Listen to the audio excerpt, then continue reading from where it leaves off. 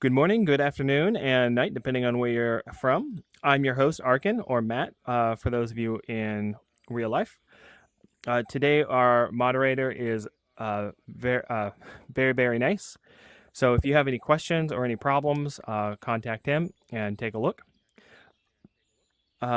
In the future, when I say put your hands together, what I mean is jump up and down. And if you're in VR, you can depress your left thumbstick and get to your like a little emoticon, so you can do like little happy faces. So that's great. With all of that out of the way, welcome to the VR Creator Club, presented by Virtual Odyssey VR. If you're We're here. We focus on VR and XR content and creators to network and help gather information and community. If you want more information, feel free to contact me after the event or contact me on Discord. I have the same name, Arken, Arken.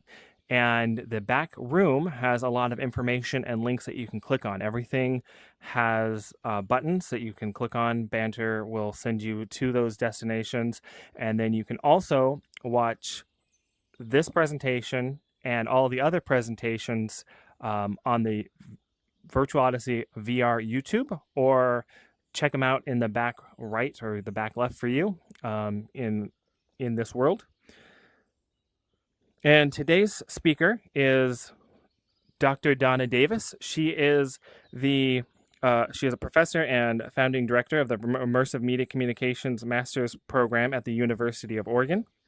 And today she will be talking about strategically building an audience and community in XR.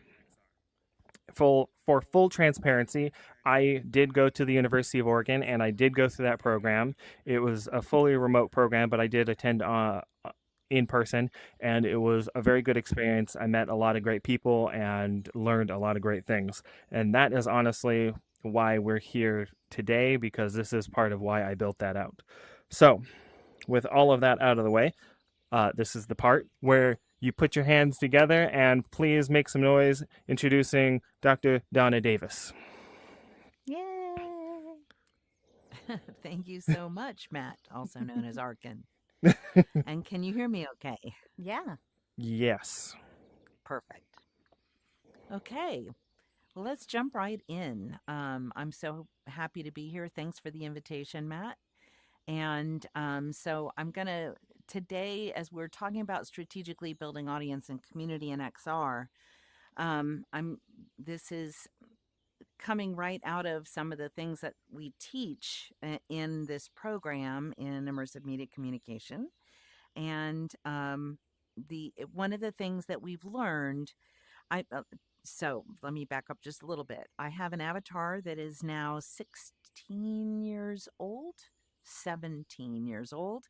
So I've been working in virtual worlds for that amount of time, early adopter.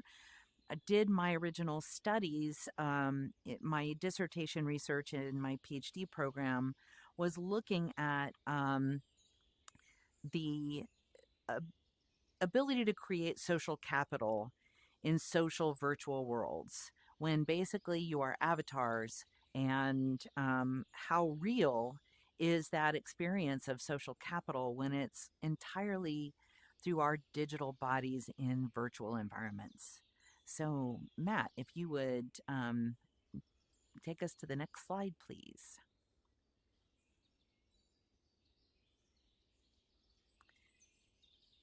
And did the slide progress? Yes, there's a little bit of a delay. Let's see. Yes. Let's start with strategy. And this is one of those things that, as we built this program, the idea was that one of the things that I learned, I am a huge fan of all things XR, virtual worlds, virtual reality, augmented reality, even the use of AI and how that's now embedding itself in all that we do. But one of the things that I continue to learn is that we have these extraordinary innovators and entrepreneurs who are great at building the XR tools, if you will. But and work hard to be first at market, but rarely have, or one of the things that we often find is people get there without having strategy. So, like, what are you going to do once you have this space? How are you going to get people there? What are they going to do when they get there? How are you going to get them to continue to come back? So, the important thing is understanding the use of strategy and creating these experiences, as well as understanding who your audience is. So that as you're building strategy, you're doing it with your audience in mind. Next slide. And as we think about strategy, it's really interesting. There's a lot of conflicting uh, definitions out there, to the point that, and Matt, next slide. Um, some people might say nobody really knows what strategy is. So, if we take the most basic look at definitions of strategy, and I usually do not allow my students to use Wikipedia when they're looking up a definition. And as we know, if you're already using ChatGPT or any of the other uh, AI tools out there to create content and text, even AI takes you to the dictionary. So, as we're talking about strategy, as I think you all heard me say, I've worked with avatars in virtual worlds since 2010, 2008. So, building communities of people that are, um, especially around support group communities, like a Parkinson's support group that met in Second Life. They've been meeting in Second Life for over a decade. And so, how do we build these communities and create experiences using strategy and reaching audiences that we want to reach with the work that we do? So, what is strategy? I mean, and again, one of the things that we find when we're working with our graduate students is that we tend to always go to the tactic first, because we want to create the toys and the gadgets and the experiences without thinking strategically. So it's really important that we think about the plan of action that will help you reach your overall purpose, or the blueprint by which the firm plans to compete. So as we think about strategy, it's really looking at what are you putting in place to make sure that you're reaching your audience, and that once you get them there, that they're doing what you want that helps you achieve your organizational goals. So, to the next slide, the foundation of a solid strategy is in 5 parts. And that if we think about the foundations of a solid strategy, you first need to know your business. What is it that you do? And this is one of the things that we find, that even if you have a friend or a colleague or a family member that says, what is it you do? Do you ever struggle with trying to answer that question in a way that they can grasp? So it's really being able to understand, what do you do and how to communicate that with others. You also need to understand your market. Who's out there creating the same sort of things, or tangential products and tools. And know the market. Who is out there and what are they doing? Know your audience. And I'm going to spend a good bit of time on that here today. But really, who do you do this for? Understanding who they are and why they even care about what you're doing is really critical. And then you need to know what you want to achieve in the market. So, what are your objectives? And as you think about XR technologies, are you trying to build audiences? Are you trying to sell products? Are you trying to change behaviors or attitudes? These are all things that we can do in these immersive experiences. But you have to really understand what it is that you want to achieve, so that you know how to build strategy to go get it. And then finally, know how you're going to do this, and know what your metrics are. How are you going to measure the results? So, how many people showed up? Does that really even matter? Is it how many people purchased something? How many people stayed around? How many people clicked through? If we think about these tools in more traditional digital fashion, you would be thinking about, how many people came to your website? What was your click-through rate? How much time did they spend there? Did they click on the buttons that you wanted? So think about all of those things that we've done in the web space all these years, and how do you translate that into XR? At the center of all of that is the next slide, and that is being able to define and understand your target audience. Who are these people? And we're going to sort of blast through these slides, so the delay might be a little bit problematic, but the next slide would also then be when you're defining your target audience and understanding who they are. I'm going to also go to the next slide and say you can never know too much about your target audience, ever. You cannot know too much about them. Trying to understand who they are, like what they're doing, it takes some time and effort. So if you go to the next slide, perfect. The framework for doing strategy, you'll see, is in multiple columns. And in these columns, you see on the left, you have research. The blue dots are the research you need to do to understand who your audience is, who your market is, what your business is. In that centerpiece, we actually have the strategy that are the insights and the strategy you're going to build. And then on the right side, we get into the strategies and tactics, the concept and the creative that helps you understand what it is you're going to create, and all of the tactics that you're going to build around that with the work that you're doing and the experiences you're creating and the activities that you're creating, the actions you want your audience to take. The next slide takes us to STP. And this will be a quick run to Matt. If after that slide, we're going to click to the next one, because we're going to understanding what is STP. STP stands for segmentation, targeting, and positioning. So STP, say it again, segmentation, targeting, and positioning, which would be that next slide. There you go. And then the next slide helps us better understand segmentation, targeting, and positioning. Where we understand segmentation is understanding who the group of customers is based on their similar needs. And in this regard, you're also going to profile each segment, creating an understanding of what age they are, what do they like, what kind of what brings them to these spaces and these experiences and even these technologies.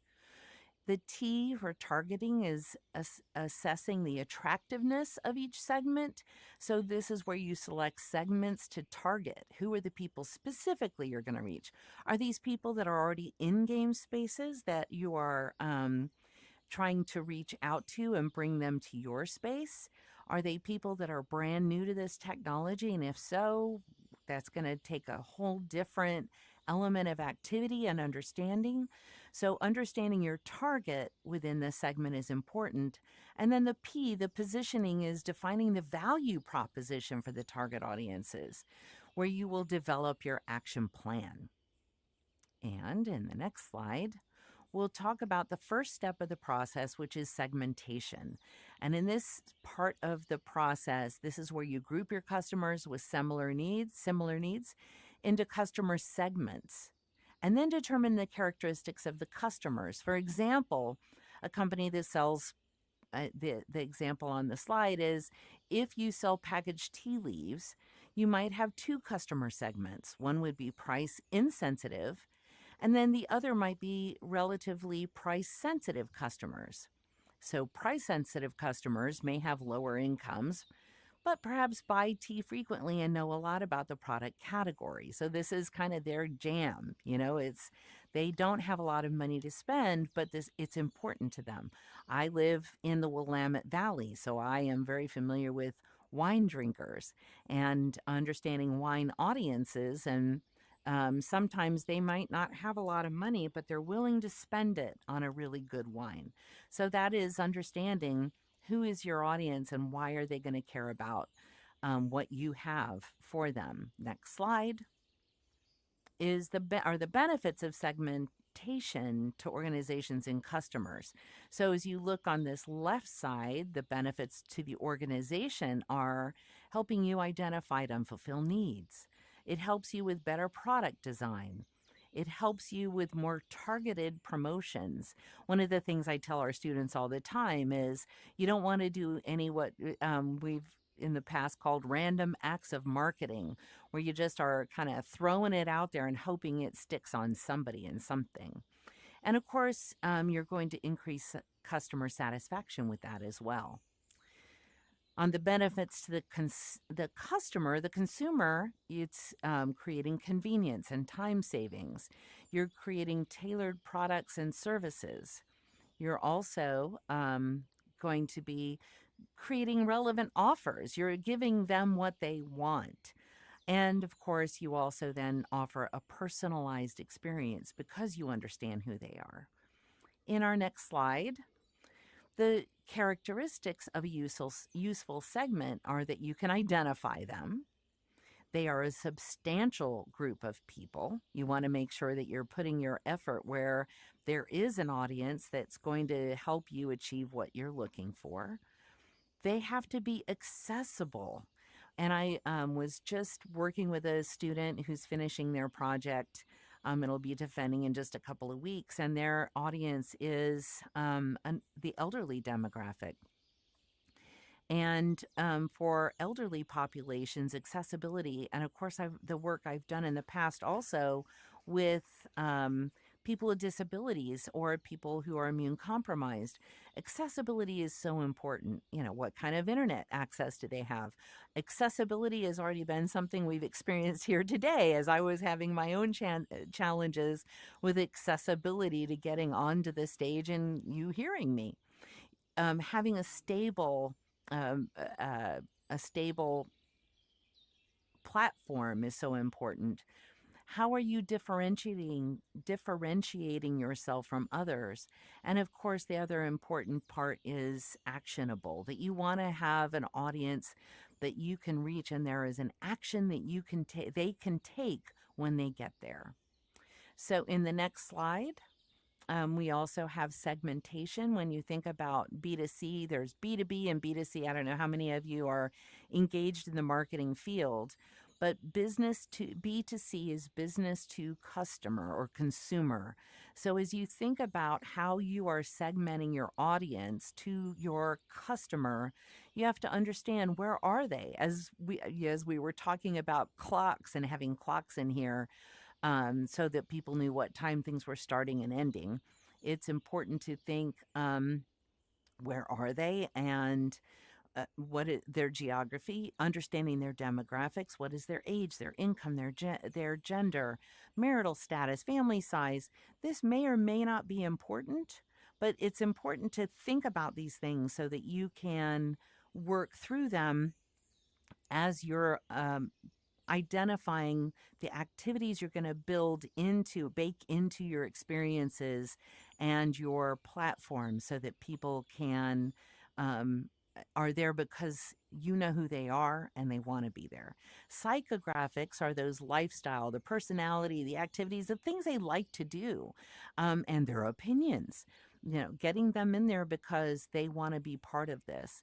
Behavioral segmentation is understanding their usage rate, loyalty, product knowledge, where are they in the purchasing funnel, and benefit sought. What are they trying to do when they get there? Do they want convenience, value, safety, status?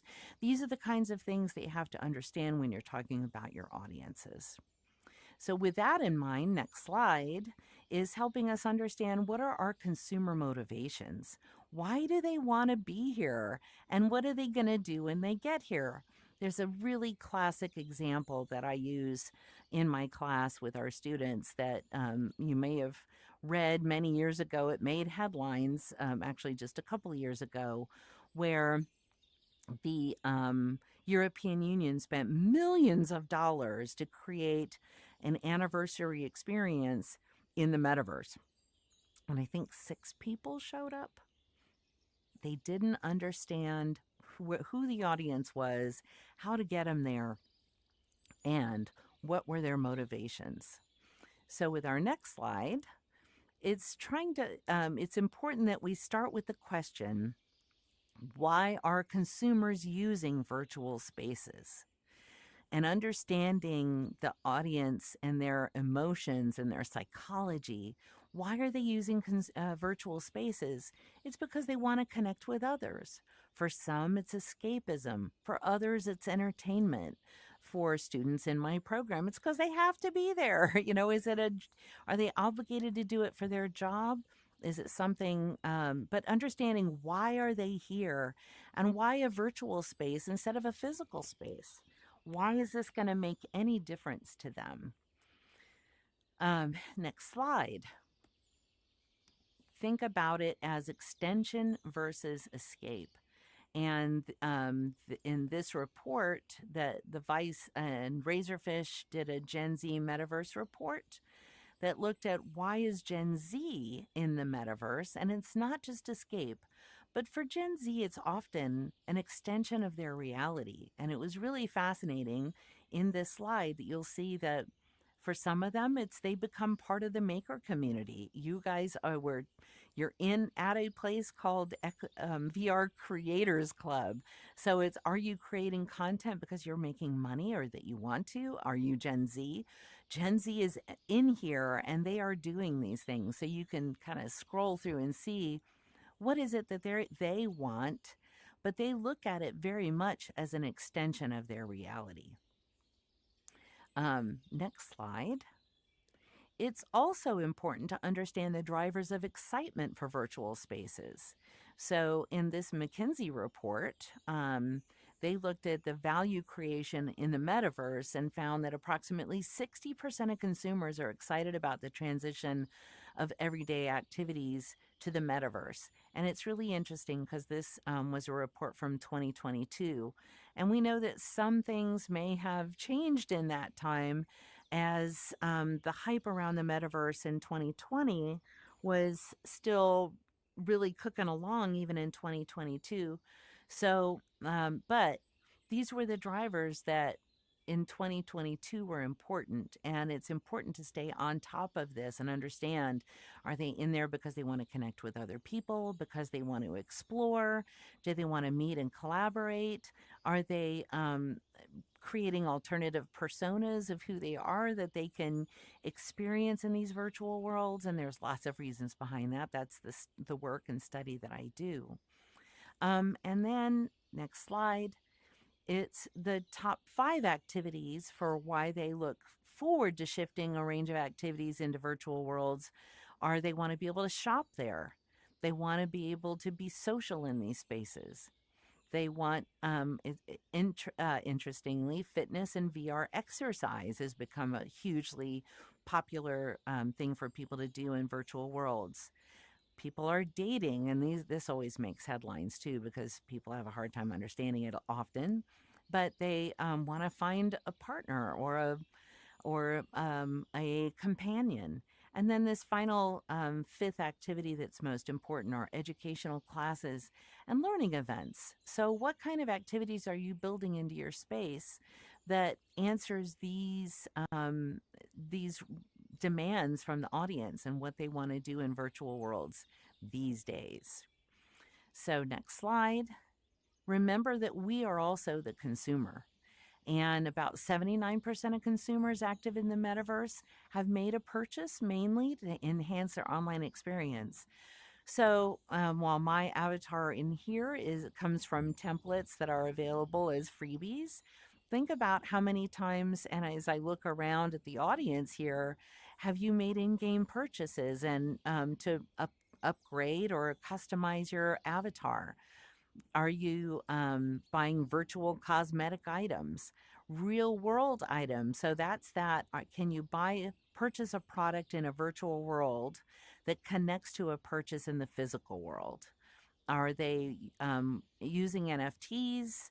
That is also one of those things that's in flux, and I think we're going to still see it come back in a big way, just like QR codes did. Virtual real estate. There we are in a virtual space right now that takes up bandwidth and server space that comes with a cost. And of course, in most virtual worlds, virtual real estate is also goes to that. Do you have a home there? Do you have a business there? And then 21% of respondents have other. So there's all sorts of other reasons that people come to virtual worlds. And our next slide would take us to consumer identity. And before I get into identity and understanding your customers, and I'm happy to share these slides, I feel because we're already at about 5 till 1, I really would like to take a pause here and ask if there are questions from the audience. You said you've been researching just the field for about 15 or 17 or so years now. Right. What really drew you to the virtual reality as an early adopter, and how are things now how you saw them when you first adopted the platform, or do you think it's turned in a relatively positive way, or do you think there are things that have come up that kind of no one really wanted, but just kind of evolved with the I guess medium itself? Great question. I think that, well, to start, your first question is what got me here. And honestly, it was an elective class at the University of Florida where I was working on my dissertation that was on social virtual worlds. I took it as an elective class because I was curious. And that was 2008. And it blew my mind. The idea of avatars in virtual worlds was something I had never even considered. I have a son who is a gamer, but using a virtual world as a social space and as a purchasing space was something that had never entered my mind. But I was blown away by the power of it. And that really put me on this path of trying to understand virtual worlds. How it's changed in that time, I would say, is complicated because I think that to a certain extent, adoption has been vast in the game spaces as we see millions and billions of people globally that are already in game spaces. Virtual reality has been slower to achieve adoption. And I think that's because of the cost of a headset. It's because of the challenges of the technology. And it's because of many of the other things I've discussed when we talk about understanding your audience and accessibility. Accessibility is still a big issue, and a lack of understanding of what these technologies are all about have made adoption beyond the game spaces much slower than I anticipated. And yet, I think it's going to continue to evolve in a very stable pace. XR is not going away. Awesome, thank you. You're welcome. Any other questions? You referenced education. What are you seeing? Are you seeing more people, lifelong learners right now? Are you seeing use of VR in K through 12? When you say that users are coming into VR to learn, what's the trend or current trends? Again, I think that's there's a pretty broad answer to that. The answer is everything. There are schools and programs that are very much engaged in K through 12. If you're familiar with Immersive Learning Research Network, there's a whole network of educators across the globe that are working in these spaces, and especially with children. And at the same time, we understand that virtual reality with children is something that still needs to be understood and researched for the safety of children. I would say there are also very specific uses for VR in education, especially as you look at fields like health, where they are absolutely adopting VR. Now that it is 1 o'clock, the official event is over, and I'd like to thank all of you for coming. I've been working on this map, and we're always looking for interesting speakers or anybody who would like to share their experience in VR. Thank you very much. Great, thank you. Thank you.